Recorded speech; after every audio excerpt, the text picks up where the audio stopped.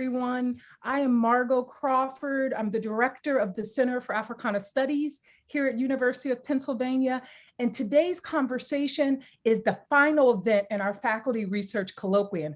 And I am so delighted that we are celebrating today ANTHEA BUTLER's new book, White Evangelical Racism, the Politics of Morality in America. And today's conversation is between ANTHEA BUTLER and Terrence Johnson. ANTHEA BUTLER is Associate Professor of Religious Studies and Africana Studies here at the University of Pennsylvania.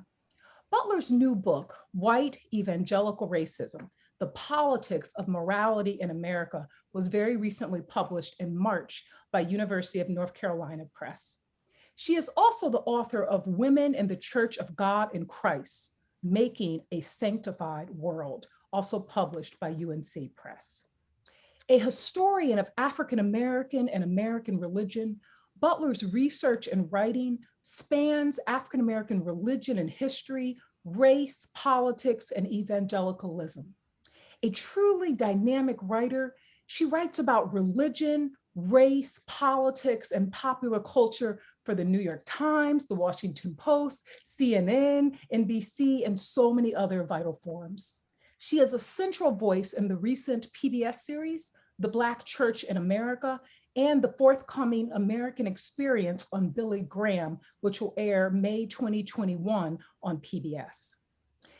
Terrence Johnson is Associate Professor of Religion and Politics in the Department of Government at Georgetown University. He is also an affiliate faculty member of the Department of African American Studies and Senior Faculty Fellow at the Berkeley Center for Religion, Peace, and World Affairs. Johnson is the author of the forthcoming We Testify with Our Lives, How Religion Transformed Radical Thought from Black Power to Black Lives Matter, forthcoming from Columbia University Press.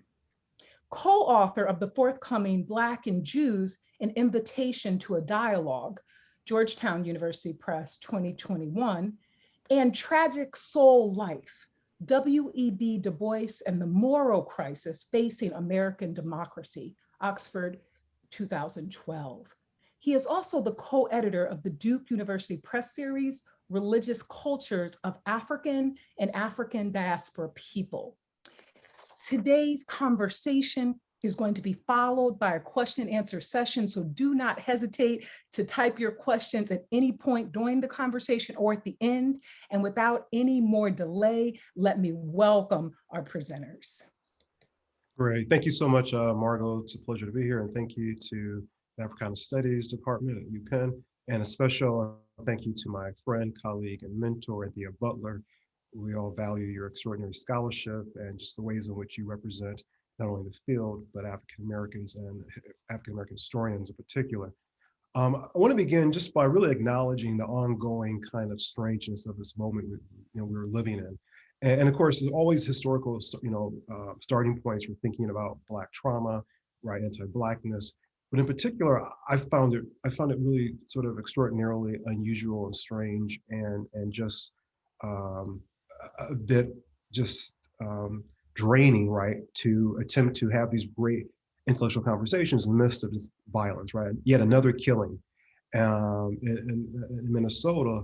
And I'm just wondering, as someone who's been sort of on the front line, right, both as an activist but also as a writer, how do we make sense of this as intellectuals, as scholars, budding activists, as you as an activist? How do you make sense of this and still actually try to have what is considered a scholarly conversation in the midst of the literal blood that's spilling on the streets? Yeah, thank you, Terrence. Thanks for being here with me.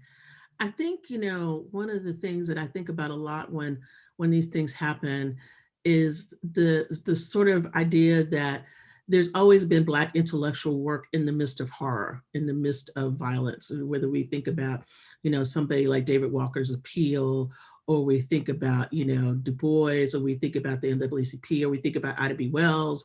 We could go all the way up about, in the midst of tremendous violence against Black bodies, Black creativity and Black search for justice and pressing America for justice always continues. And so while I'm tired, and I'm sure that the people who are watching us are really tired too, I also think that this is the work of our ancestors and our foremothers and forefathers who have gone before us that have to continue to fight. Now, I will say this, I think that it's always really difficult to have to do this in the midst of everything else you do. And that's something, and not all of us can do this all of the time, right? Because it's really disturbing to think about the ways in which we have to continue to perform while the state is trying to kill us, or justify killing us through police violence and all these other things, right?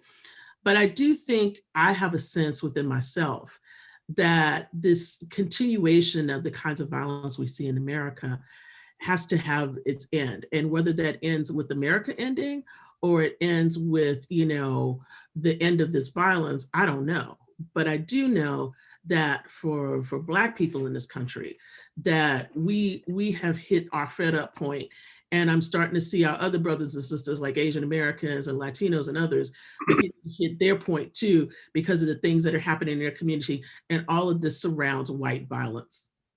No, you're right. And you really sort of crystallized what I was trying to articulate around this idea of how do you continue to function, right, under this white normative gaze, but also under the surveillance of violence. And, over the past several months, I've really come to these moments of reckoning, right, in terms of thinking it through my own intellectual work and the work I want to continue to do in the community. And it reminds me in terms of your own kind of, intellectual, I would say, rebirthing, right, in terms of how you as a scholar, right, use a very historical moment like, LA riots as a moment of your own reckoning, right, as someone who was deeply committed, right, to the Evangelical Church, Pentecostal Church, and, in graduate school. And for some reason, right, because a lot of folks saw what you saw and continued working, but for some reason, as you witnessed and lived through, participated in the response to LA riots, something happened in terms of your own intellectual, right, development. There was a kind of epistemic shift. And I'm wondering if you could talk about that and how that then really, in many ways, prepared you to help us think about, white evangelicals and white evangelical racism. Yeah, I think part of the epistemic shift was the thing that I described in the book that happened to me about the church that I was at, and the pastor's mother welcoming me, because we had a whole group of people in the church. I won't go into the story, you have to read the book. But, there were a group of African Americans, an African American church that had been invited. And she looked at me and said, "Welcome to our church." And she just took me as another Black person when I had been very visible in this church life. And I started thinking, like, I'm invisible to this person. I'm only visible to this person as another Black person who should belong someplace else and not in her space. And I had to really start to think about that. And then starting off seminary in the midst of this in fall of '92, to a very evangelical seminary, Fuller Seminary, I realized that it was all these racial things were happening. Like, it's not the only event that happened, but there were a series of events. But funnily enough, one of the people who I dedicated the book to, Walter Hollenberger, who was a white Swiss German who had not been back in the United States since probably the late 60s, early 70s, was the person who really woke me up, because I took a class with him that summer that was an intensive. And he came back to class after the first week really angry and said, "I don't know what's wrong with you people here. You just had," and this was actually a moment when they had tried to bomb First AME Church in Los Angeles, and that whole thing was thwarted, right? And he said, I went to a white church, I went to a Vineyard church, and all they could talk about was pornography, and they wanted to blow up a Black church and they didn't even mention it." And I was like, I like this dude. And so that was the beginning of an intellectual relationship, that was really interesting, because I had never heard a white person say something like that before. It was like, why can't you talk about racism in the midst of what's happening? Instead, you all are talking about, sex and not having sex. And I thought that was a moment for me that just like opened up a whole bunch of other stuff, because if you've been in the evangelical world, that it's always about personal sin. It's never about, structural sin. And so the personal sins about lust or, desire, things like that they all try to, clamp down on, right, were the things that they focused on, but they didn't see racism as a structural sin. And they barely talked about racism as a sin, period. Yeah. No, it's interesting. As you were talking, I thought of in terms of how, your book, White Evangelical Racism, in some ways, sort of re-narrates a particular kind of history in our country. And I also thought about the Amen Corner for some reason, popped in my head. And in terms of how, sanctification for African Americans and evangelicalism for white folk are just radically different, right? Still kind of a similar rubric around, theological and certain commitments. But as you very well and clearly state, this idea that, well, for white evangelicals, is about this clash between what you call Americanism, right, and fundamentalism. This clash between evangelicals, right, and issues around sort of the strict doctrine, but they use it as a way, right, to reinforce and to justify, right, their anti-Blackness. Whereas, as Baldwin's trying to make sense of the sort of the strictness and the moral fractures within sanctification, it's about trying to become whole because of one's brokenness, right? And trying to make sense of the brokenness of anti-Black racism within the confines of the church. And so I'm wondering, can you talk more about, how you re-narrated the story, why this is so important to contextualize, right, the ways in which we see the radicalization of white evangelicals, and how this is not something new, but it's been unfolding and emerging in varying forms. And you do a great job of thinking through patriotism and Americanism. So I wonder if you can talk about some of these key categories you're using to show how this doesn't happen 10 years ago, right? We see evidence of this since 1619. Yeah. I think, when you have to start to think about, I go back to the 1800s, 1800s, because basically you have to put slavery into this story. Evangelicals don't like to tell the story about themselves, but I think this idea about America and what you think America is crafted in the crucible of slavery.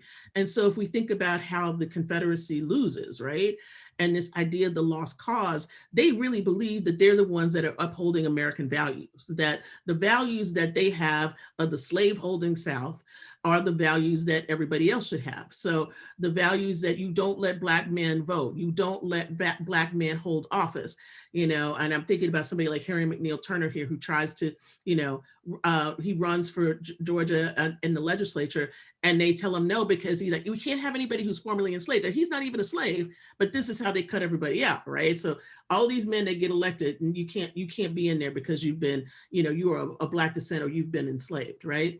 And so there's these ways in which the beginnings of all of this really come down to Reconstruction and redemption, and how these things get formed in terms of the family. You have to protect the white family and the white woman and your white children against, Black men, right? Or lasciviousness from Black women. You have to protect them. And so you construct this world. And then on top of it, you try to, in the 20th century, this idea about Americanism, where America is always first and we're fighting against communism, gets juxtaposed with, Americanism is good as long as you support all of the things that support white patriarchy, right, in the nation, and white men leading the nation. And anything that is other, asking for civil rights, for instance, is communist. And that starts in, even before the 1950s with Billy Graham. It starts when we were talking about things like the Tulsa race riots, or the Illinois, the stuff that happens in Chicago in the summer of 1919. So all of these things are coming together in this kind of weird sort of juxtaposition between, whiteness, patriotism, construction of morality, right? But I want to say something here that I think is going to hurt some people's feelings, but I got to say it anyway. One of the things that I think is really troubling about the Black church is the Black church holds up this same kind of morality, right? And some of these moral issues, and they don't necessarily go after the Americanism part of it, but by doing the kinds of things that they do about sexuality, it hurts the Black community just as much as the white community is hurting people by using morality. In white evangelicalism, that morality is used as a shield to get power.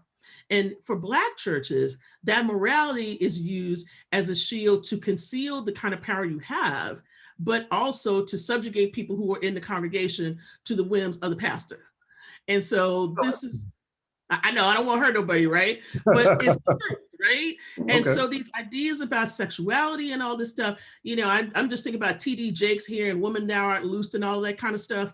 It's a real sense in which people get, they get underneath this. And we could talk all day about the Black church and homosexuality and how that has really hurt, generations of people within the church. But they pick these ideas up from white evangelicals, Mhm. And so because of that, they have played into the same stuff. And this is why, even though this book says white evangelical racism on the door, here comes the hard part.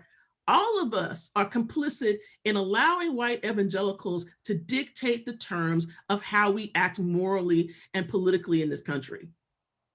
No, I mean, I think it's an extraordinary point you're making. I just want to slightly push back and ask, well, I'm wondering, are we putting too much attention on the public rhetoric of Black ministers when in fact, as you well know, when you go into these sanctified church settings, Pentecostal church settings, the ways in which gays and lesbians operate, I Yeah. think is actually quite remarkable in the sense that while the preacher might actually, denounce them, they're also head of the steward board. They're also the lead fundraiser. And I'm not saying we justify the ways in which they've been concealed, but I'm wondering if can we give or acknowledge the degree to which Black folk have not burned these people or murdered them by and large. Now, clearly we have issues with the trans community, but in terms of by and large, gays and lesbians appear to have been functioning within the church. And the question becomes, in that kind of silencing of them, in terms of their public outing, as it were, was it a form of protection? Was it both protection, but also their own kind of homophobia?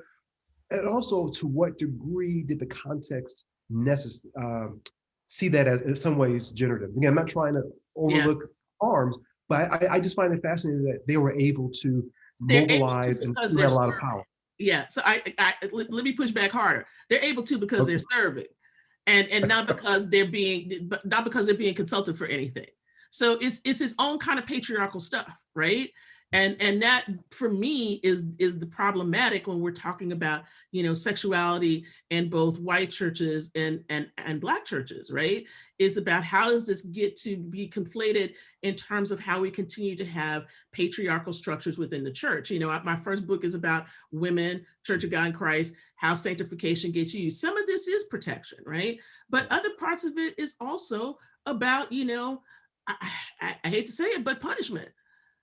Punishment for, okay, you can be the choir director, you can do this service thing, or you can do whatever. But the moment you get AIDS, and this is another thing that came out of, evangelical world, right? In the 80s and stuff. The moment you become positive, we either gonna cut you out or we're not gonna talk about this, or, he's just sick and we're not gonna acknowledge or she's just sick and we're not gonna acknowledge what's happening, right? Now, I'm not conflating the two. What I am saying is that there's a real strong strain of this moral kind of, I would say, behavior that gets justified, but then how people deal with it in both of these contexts are very different. And I think that I'm coming to say I think it's complicated in the Black church, but I don't think we can just say that the Black church was safe because people didn't get shut out. They get shut out in all kinds of ways. No, I think that's a great point. And it won't say, but I would still push back and say the lived experience of Black religion. We think about the category of Black faith that Manny Miracle talks about. That Black faith actually shielded a whole lot of folk. So that even when the minister was acting crazy, the church mothers were tending to those folk who were quote unquote sick. They were the right church kind of mothers. Yes. I have met some who have not been that way. Yes. So that's where I say it's a much more complicated story in the Black church, one that needs to be written about more. But I do think that this wholesale acceptance of some of these things that white evangelicals have put out there, I mean, whether we're talking about purity culture and not having sex before you get married and all that kind of stuff, I mean, those things get legislated in certain kinds of ways. And so, I can think about the biggest way this gets legislated, and this is taking us off track a little bit, but I want to bring it up, is to talk about abortion. Because a lot of Black evangelicals still vote with white evangelicals because of abortion. Sure. And so, we don't stop to talk about that, before Roe versus Wade, Baptist churches didn't care about abortion, none of that stuff. It just wasn't legal. They didn't ask about it. But this becomes an organizing force. But, my book talks about what the real organizing force is, which is racism. But Black churches get, into this MAFA 21 and all these other kinds of things because they also have latched onto these messages from white evangelical churches. No, and so I think, you really are, I think, teasing away at a lot of the kind of hidden things behind the veil we don't discuss. And so, but I want to push back in terms of how we conceptually look at the Bible, right? This idea of the talking book that Henry Louis Gates talks about, that then Alan Callahan develops. And then you come in as a historian, introduce us to hermeneutics, I think is great. This idea of a colorblind theology that white evangelicals use to read the Bible, whereas African Americans, right, are using this idea of the Bible as a living kind of document, and they're able to then insert themselves in a way that allows them to say, well, God's promise, right, is evident, and so I'm going to use these anecdotes, these narratives, as a way to help fulfill a certain democratic end. Whereas this whole colorblind concept within white evangelicals is all about resubstantiating whiteness. So we see the ways in which they use color blindness as a way to sort of double down on white supremacy. But by and large, African Americans are engaging the book in a very kind of far more critical way. And so when I thought of you use the concept of color blind, I thought of sort of color conscious, right? That Amy Gutman talks about in her work with ANTHEA. And I'm wondering, why is that so important for you to get at as a historian, right? Sort of the hermeneutics behind how white folk are using, or white evangelicals, excuse me, are using the Bible as a theological weapon against Black folk and against women. Yeah, well, because basically they'll say, but we have integrated churches, and that's the first thing everybody will say. Well, look at Billy Graham. He had, Martin Luther King pray with him, in 1956. I'm like, that was 1956, okay? But he's still doing the same, dog and pony show in the early 70s when he has people like, Ethel Waters or, Andre Crouch, singing for him before he comes on board. And everybody would say, well, why would you pick on something like that? And I'm like, the reason why I do is because this idea about color blindness that, white evangelicals want to say is we don't see color and you're Black and you can come to our congregation. What that basically means is as long as you accept white cultural norms, you can stay there. The moment you decide you don't want to do that and you want something else to happen in the congregation, whether it's about music or dress or something else, or you're asking, why is there not anybody, a person of color on the pulpit, or why can't we have occasionally a Black preacher come and preach, or, a woman come and preach or whatever, then the questions start to become, well, we just don't do that, or, well, this person doesn't fit. And that this color blindness basically is a cover for saying, I don't see any color except white. And so the color that you see is supposed to be white male leadership. All the time, that's where I'm going to come back to, is about what that male leadership is supposed to look like, right? And so that color blindness plays a role in, I would say, how things work out from the civil rights movement forward, so that when we get to the 90s and the 2000s, where you have people talking about, we're doing these racial reconciliation events, right?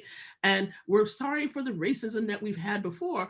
I'm like, well, thank you for the performance of being sorry, but you're basically not doing anything to change where you are. So let's take the Southern Baptists for a minute. I'll just use them as an example. Southern Baptists have a big racial repentance thing in the 90s, and they apologize. They make statements about their racism. They continue to make different statements alongside the times. But now here we are in 2021, and critical race theory is horrible. And you have 6 white seminary presidents from the, say, basically, we don't believe in critical race theory. We think it's horrible. We don't think it's right. And that's not what we're supposed to do. And the Black congregants who are in the Southern Baptists that they paid for, you need to understand that they bought some congregations and bought them in with a lot of money, are leaving because they're like, you don't even want to deal with structural racism. You just think that racism is personal sin and that God has forgiven you of this personal sin, and they won't deal with the structure. So I think this is a real problem for them right now. And I think that they cannot continue, because not only are they losing the Black pastors, they lost their biggest white woman, Beth Moore, because she's tired of them talking about, not talking about racism, tired of them pushing back again, against her because of the stances she took about Trump. And more importantly, her critique of them about sexual abuse, and that they weren't doing enough in their churches about it. So I think all of these things kind of show this colorblind kind of way in which people talk about this in evangelicalism. It's not being colorblind, it's realizing that the only color they will ever see is white. Really interesting. And I'm wondering, is their sort of hermeneutic so sealed off in part because, this is tricky, you're the historian, I'm interested to see how you respond, because they have not in any way danced with American exceptionalism or the Jeremiah? In other words, there's something, I was actually found it really interesting that you didn't mention the Jeremiah. And I'm wondering, why aren't they engaged in the idea of American exceptionalism? Because it does reinforce aspects of white supremacy. But they are engaged in it. But the reason why I don't bring it up is because they're always talking about a declension narrative. And their narrative is, we are persecuted. We are the last ones. It's part of their moral framework about we are persecuted. We are under siege. We need to be protected. So it's like this weird game of playing like you're the victim in a way. And I don't mean this in a bad way. I'm just meaning this is how they do it. They try to show themselves as a minority when they have been a majority, and that they control a lot of things and a lot of money and a lot of power. But at the same time, they would have you think that, oh, this is not us. But at the same time, they really do believe in American exceptionalism, because if they're into Americanism, the way that I think about it is it goes from Americanism to American exceptionalism to MAGA, right? It's because MAGA actually fits everything about evangelical theology. This is what people didn't realize, was that Make America Great Again fit a narrative that evangelicals had, which was basically things used to be great, and then they all got bad because we had the civil rights movement and all these people, revolted, and we have gay marriage and we have all of this stuff. And we need to make it great again by making it go back to the 1950s, to this whatever time it is, that their kids didn't have to be in an integrated school, that they didn't have Black people in their neighborhoods, that they still felt comfortable with themselves. And, most importantly, and I think this is really true, that all the presidents were white. And we didn't have a Black president, because that's actually when the real crack up began, is with Obama. This is like, they were able to hold together a certain kind of thing. And then Obama comes and it just all goes, Well, I was trying to avoid King Cyrus, as you put it in your book. Yes, they needed King Cyrus. Yes, but we have to go there, right? And I'm wondering, how do we make sense of, right? It seems like you one of the most powerful elements of your book is how you actually shift the conversation to, yes, here are all sort of theological sort of ingredients for what we witnessed, say, on January 6th, the role of racism and the politics of morality, right? The subtitle of your book.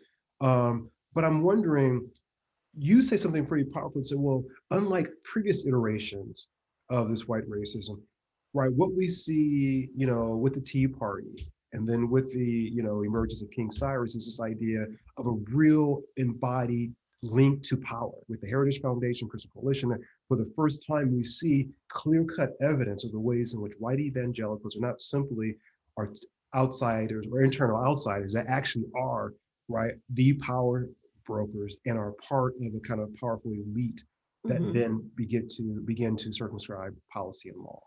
Yeah. How did that shift happen, other than, how did it happen? Because you lay it out, but you're saying this is the first time we've actually witnessed this and experienced it. Yeah, the power shift was already there. It was really started in the 70s, when you start to have organizations like Focus on the Family, Family Research Council, and all of those come about. But they weren't as tied to the state, right? Yes, in the ways in which the Heritage Foundation. Yeah, part of it is, Heritage Foundation starts then too. That was Paul Rhetoric, right? Paul Rhetoric, who famously says, I don't want everybody to vote, and it says this in 1978, 79. So, everything that's happening in Georgia right now, folks, Paul Rhetoric, I want everybody to vote. Just think about this whole history and how evangelicals are embedded in it. But this whole story about how they finally kind of figured this out, I would say actually is about Obama, but it actually occurs before, because of Bush and because George W. Bush is bringing compassionate conservatism in. So that brings a lot of this into the government system. You get the Office of Faith and Faith, I can't remember exactly how it's worded, but he puts a faith office in, right? And he gives a lot of money to Black churches. I got to bring up Kirby John Caldwell here, because he's a big pastor that was in Houston, who he gave a lot of money to, who prayed for him and did all this stuff. And now Kirby John has to pay everybody back and got, a conviction because he defrauded folks, okay? So this is one part of this. But what really was interesting to me is that Obama coming in solidified something with them. And it was this real fear, because it was the first time you had a Black president. One of my friends said very presciently after the election, she said, all these white people are going to lose their minds, because they have never imagined that a Black person would live in the White House. The White House to them meant it was for white people. Yeah. And she's, and I thought, you're right. And it was bad. And then we could see literally less than 6 months later, the Tea Party starts, but it's not about fiscal conservatism. It's about, we got to control this Black man. And so I want to push you on this a bit. I've written that I feel part of the issue with Obama was that folk felt as if he was not Christian enough. and that he was pushing the country in terms of a cosmopolitan. He represented cosmopolitan, something they didn't know what it was, but something beyond America. I'm curious in terms of, what do you think about this idea that because Obama did not reflect the kind of puritanical Christianism, that you didn't see the Obamas going to church like every Sunday, they went, occasionally. How did that also play into their anti-Blackness? So I wonder if they would have treated Jackson differently, Jesse Jackson had actually made it to, the high office.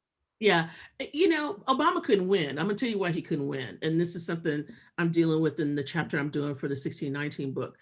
He couldn't win because he had Jeremiah Wright, who was the person and had gone to Jeremiah Wright's church, which was a real Black church that talked about Black liberation theology.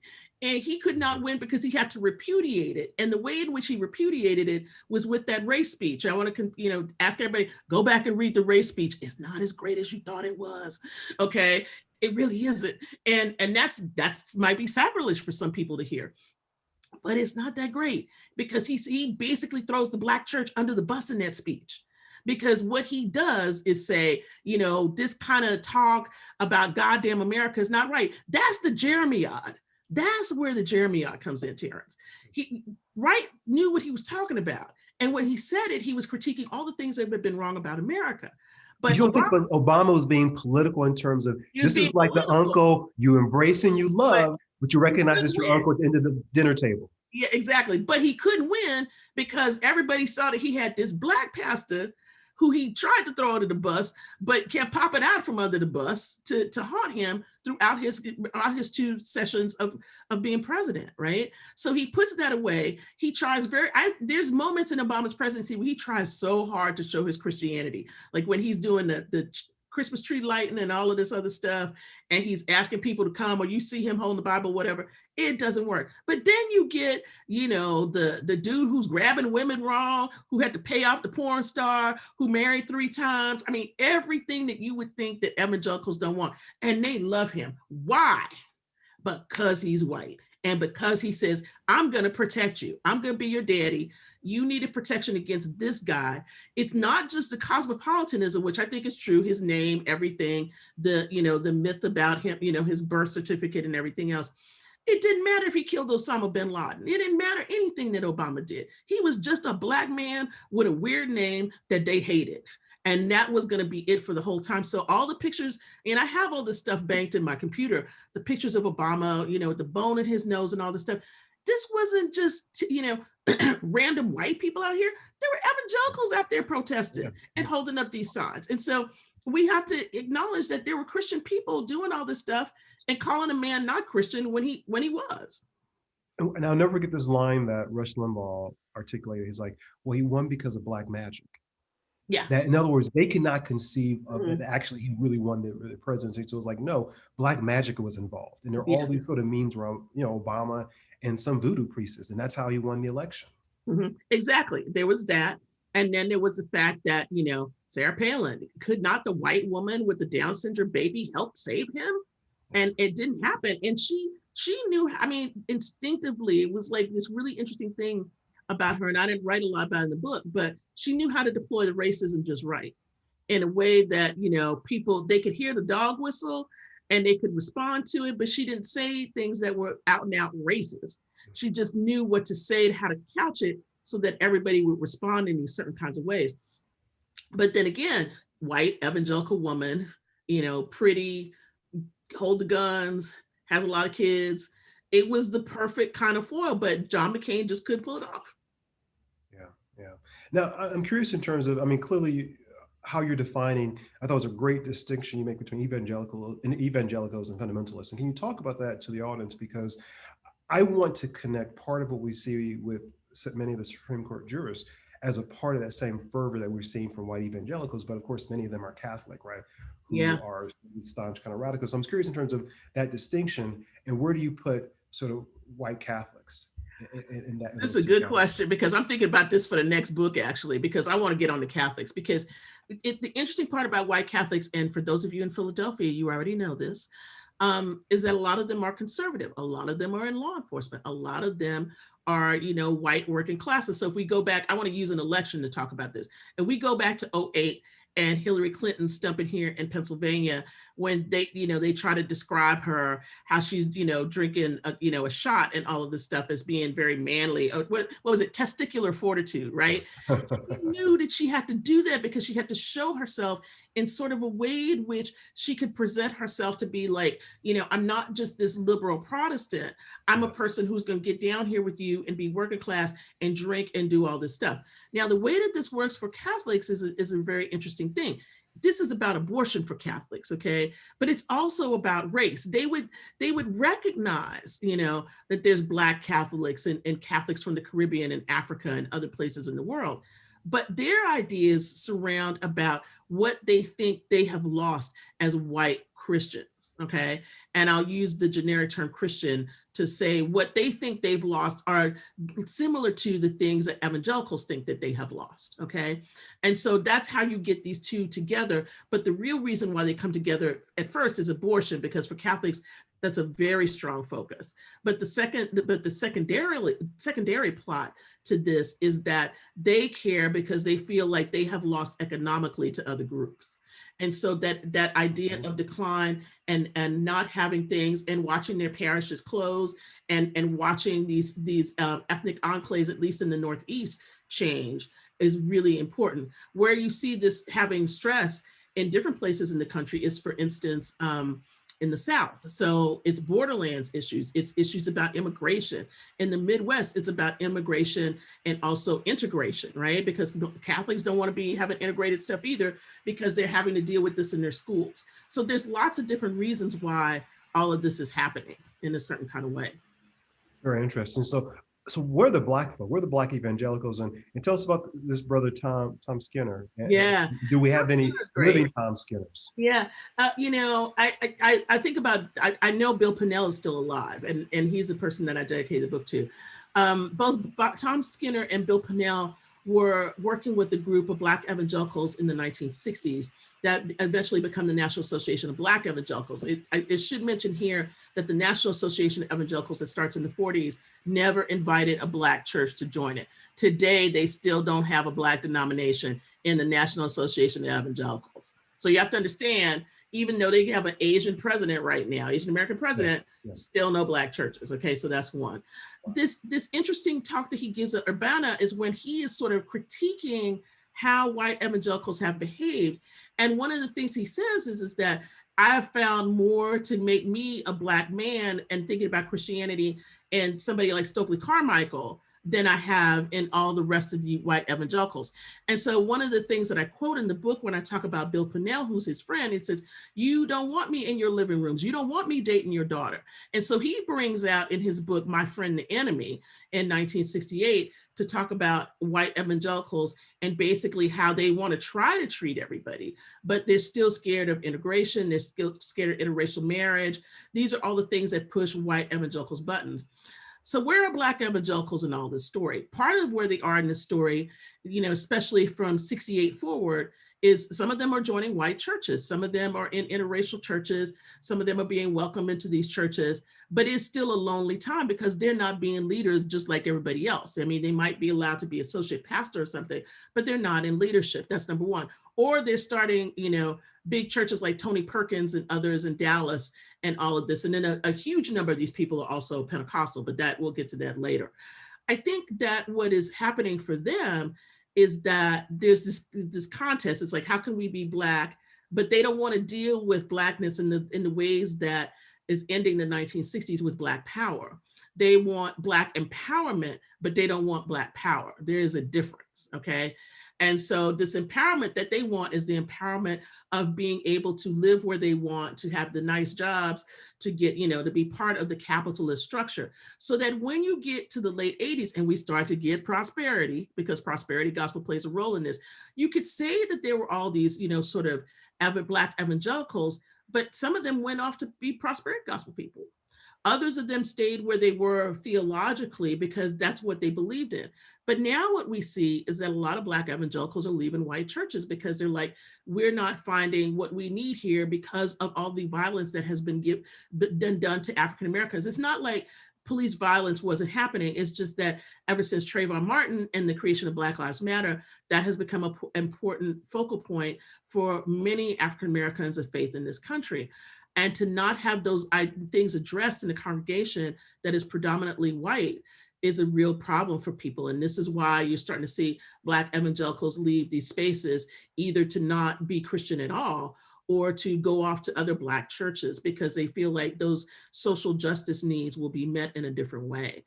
And I think finally, I will say this, because I got to bring this up because of Trump.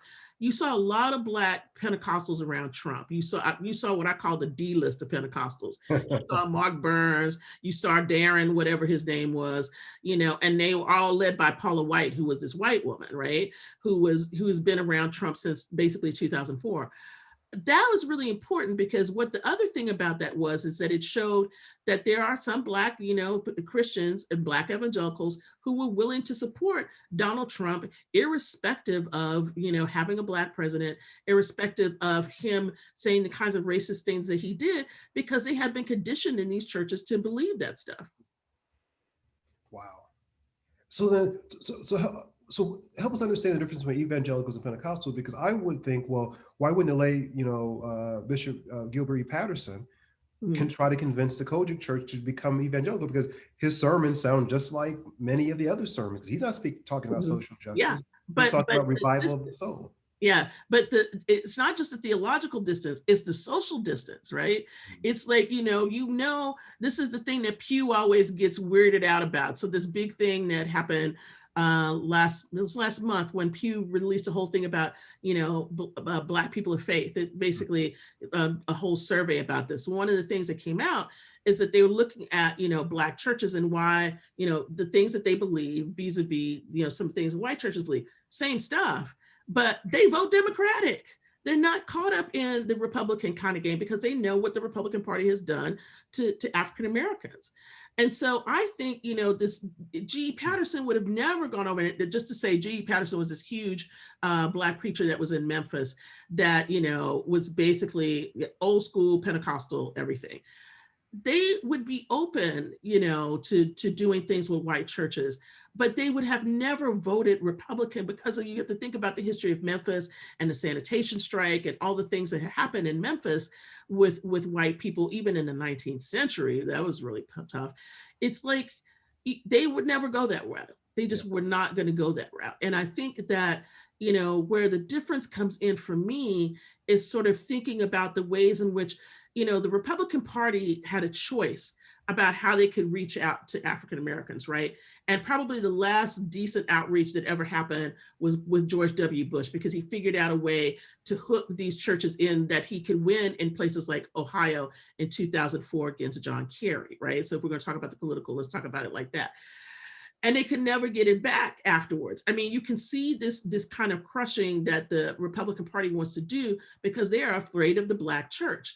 Whether Raphael Warnock got attacked by Kelly Loeffler in Georgia about, Jeremiah Wright and his mentor, James Cone, who was a theologian, Black theologian at Union Seminary, or we're talking about the ways in which they are coming against Sunday voting and souls to the polls by saying you can't vote on Sunday. This is an attack not just on voting, but an attack on the Black church's role in organizing political life.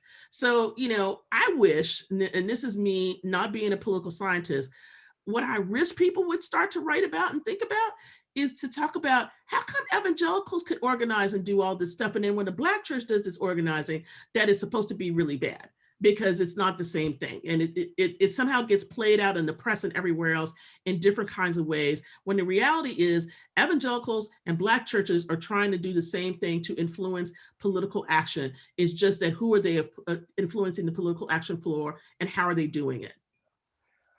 So tell me this, Anthea. There was a moment in the Trump administration where I think many people thought, okay, the white evangelical church is going to speak out and condemn this guy, right? Especially with the border issue, right? The children and families in cages. Why do you think they actually, galvanized around that issue? And then they were just silent after that, because that's an issue around borders or around race and ethnicity, right? But something, it's almost as if the guy just, poured water over them, and it was like, you don't talk anymore. And after that, people were silent.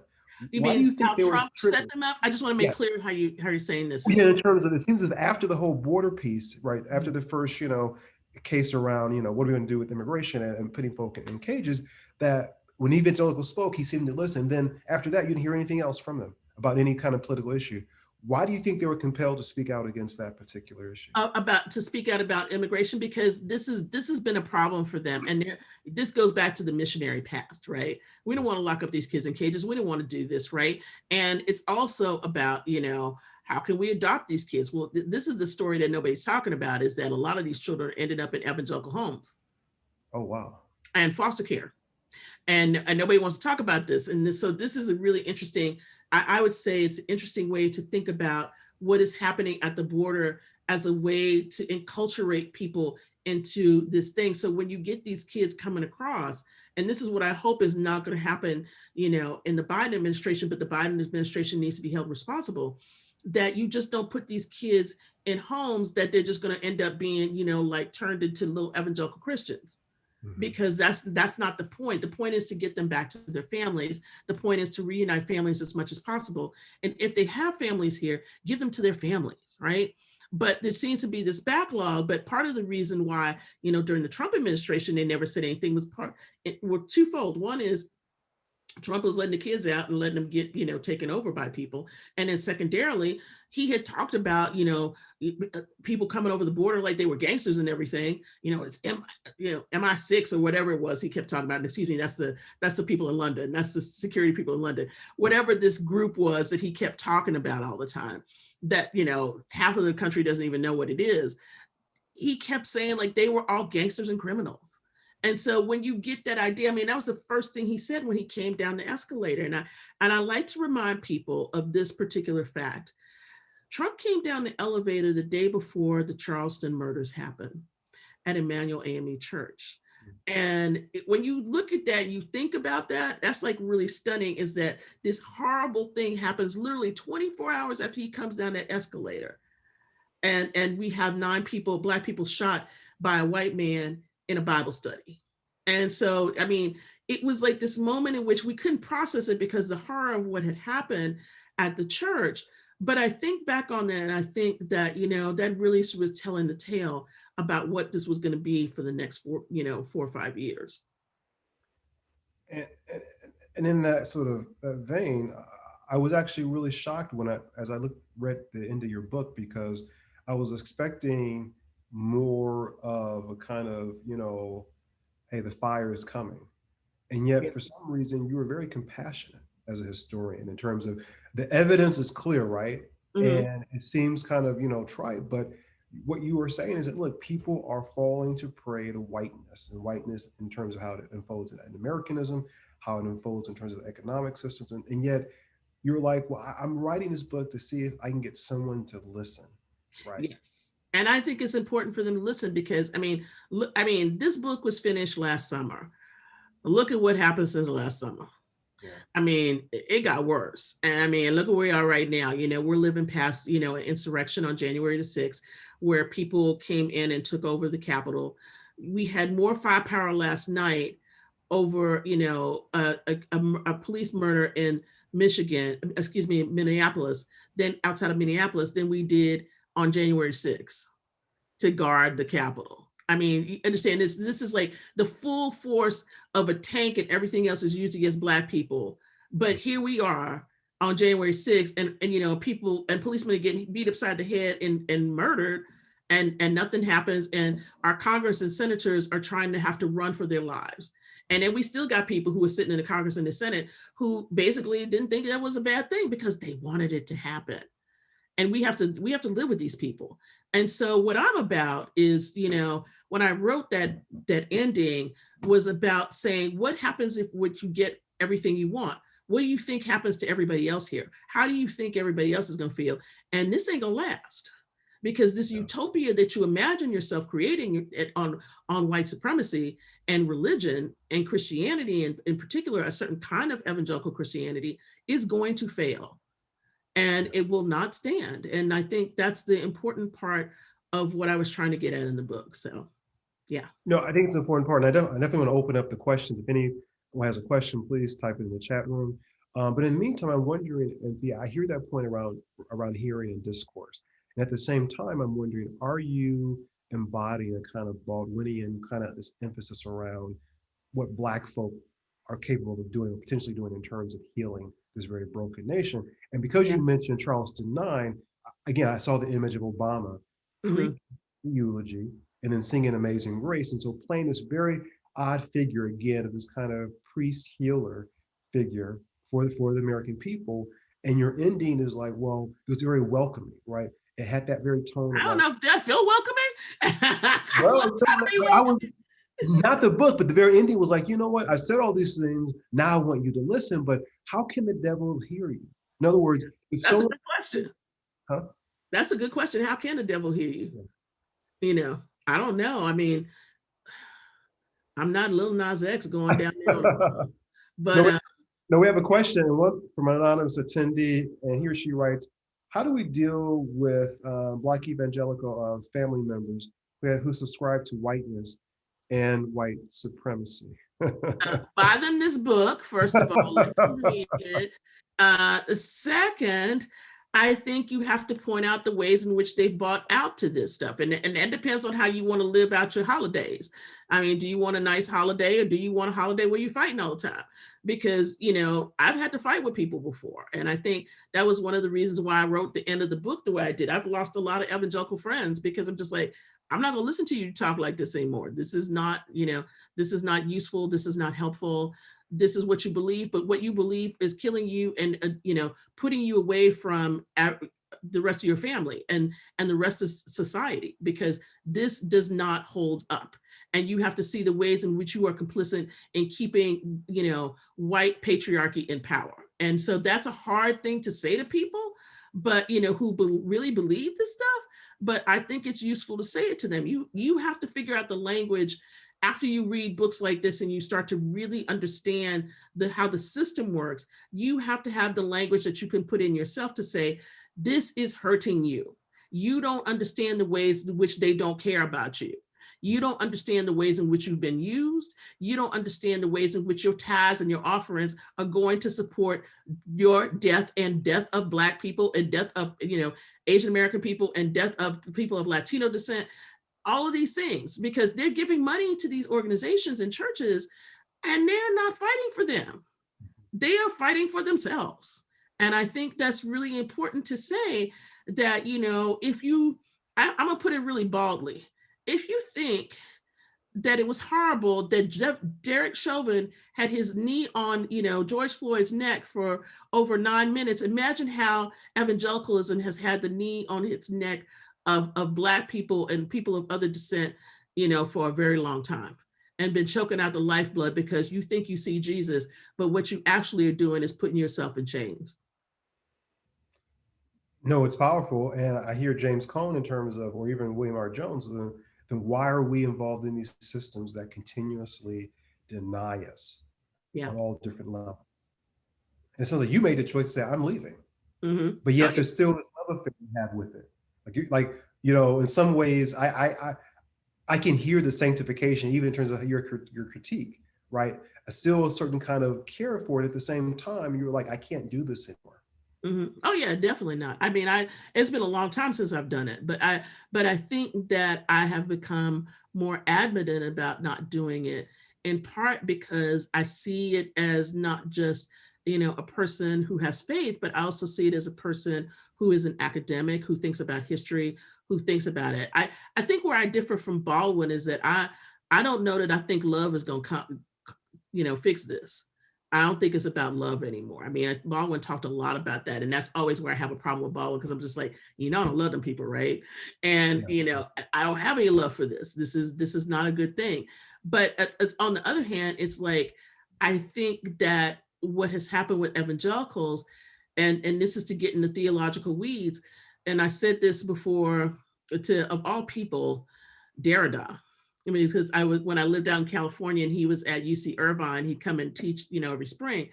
He was asking, it was a very interesting question. He was sort of asking the audience about, Carla Faye Tucker, who became saved when she was in prison, but she had been sentenced to die in Texas.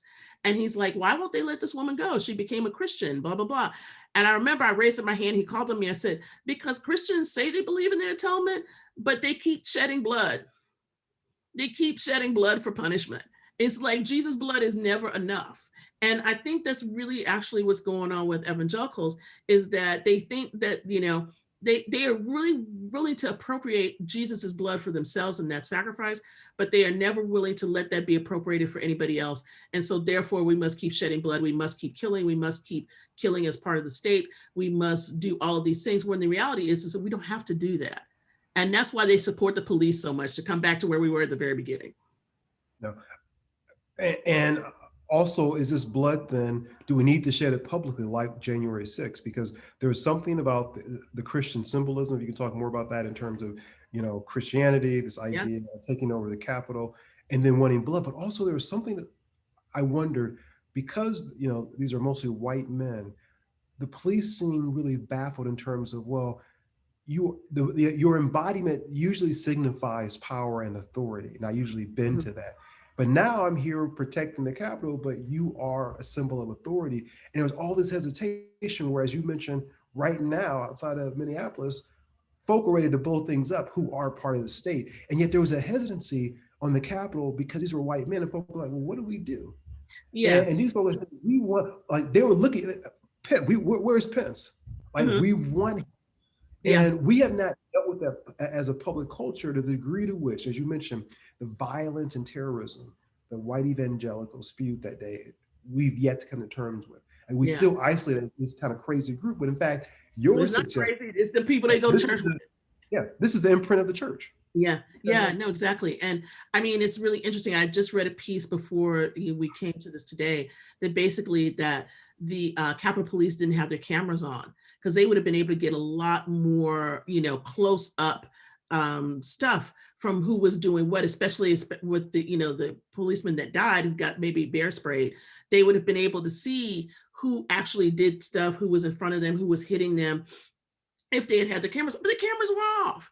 So you've got that. You also have the, the duplicity of, people calling for help and not being, answered, because Trump has his people in different places, not making sure that those calls aren't answered, right? That's at least how we think it's been playing out.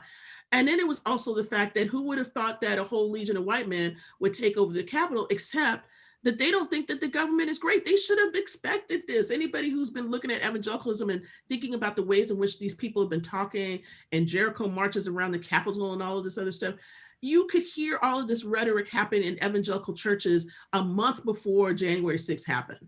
They were actually talking about this stuff once the election happened, because they were just as much how do I want to say this? They were just as much invested in the lie about the election as Trump was, because they wanted 4 more years of their guy to give them what they wanted. They already got like over 200 judges, and they got all this other stuff, but that wasn't enough. Yeah, wow. And lastly, what do you think in terms of, if Biden asks you to join the committee to look at expanding the court? I know you're not a historian of this, but I'm curious in terms of, because of evangelicals' role in shaping the judiciary, which I think is a work to be published. What do you think in terms of, do we need to actually respond to that in terms of the degree to which white evangelicals are influencing the political narrative, particularly on the judicial system? How do we respond as folk who are activists, who are in the community? And I say the thing I wanted to say, this is where I'm sorry to step over you, but I need to say this.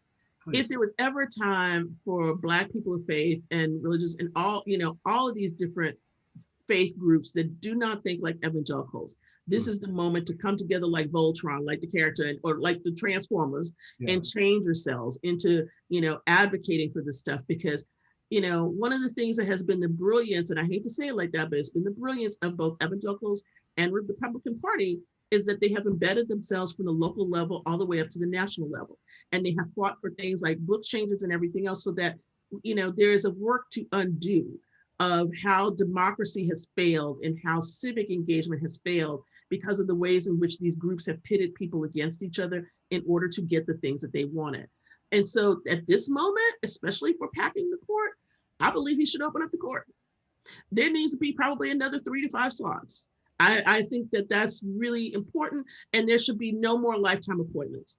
We do not need somebody like Ruth Bader Ginsburg holding on to the very last and exercising like she's, at CrossFit in her 80s while she got cancer, trying to hold on so that, the rest of the liberals don't fall out and die, because we knew we were going to lose that person. We were going to lose that seat, So it also is to protect against what happened with Trump, where he got three. I mean, this man got 3 Supreme Court judges, and Mitch McConnell is the worst, because he actually blocked Obama from getting it, but then the white guy gets 3.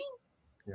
I mean, it's not fair. I'm sorry. This is going to be it's going to be an epic fight, but I think we need to expand the court. Yeah. And on that note, yes. It is 6 o'clock. Any final questions? It's been a great conversation. Really excited about the book, and I think it's a real reckoning. But I also think what's undergirding your book is this idea that white evangelicals have to deal with their own kind of trauma, because, as Baldwin says, you cannot see the sin of immorality in terms of how we have broken Black folk, and intentionally want to lock Black folk into ghettos and not pay a price for it internally. And at some point, they are going to implode and erode. I think it's on its way already, and that is where I'll leave it. Thanks, everybody, for joining us. It's been a great conversation, and thank you, Terrence, for having me. No, thank you. Thank you both so much. Terrence Johnson, Anthea Butler, we thank you so much. Anthea, clearly we need this book. I'm holding on to so many words such as what you believe is killing you. So I want to thank you both again, and let me thank everyone for attending this event. Good evening, everyone. Thank you. Bye. Thank you. Bye-bye.